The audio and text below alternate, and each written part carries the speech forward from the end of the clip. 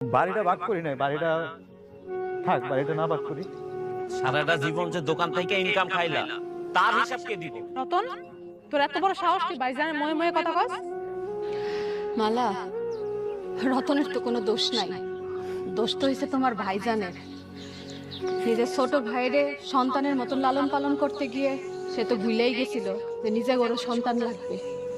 আব্বা মরার পর থেকে এই সংসারের কাজে, বাড়ির কাজে যা খরচ করছিলাম তা তো করছি, আর যা জমাইছিলাম সেইটারও অর্ধেক তোর নামে করে দিছি রে ভাই। খালি একটা জিনিস কেমনি ভাগ করবো এটা বুঝতেছি না, মারে ভাগ করবো কেমনি? মারে আবার ভাগ করার কি আছে? মাসে 15 দিন মা আমার ঘরে খাইবো, 15 দিন তোমার ঘরে, ব্যাস। না, তোর মতো অমানুষের ঘরে ভাত পানি তো দূরের কথা, আমি নিঃশ্বাসও নিব না। ছোটবেলায় তোকে বাপ মরে যাওয়ার পরে যে ভাই তোর কোলে পিঠে করে বড়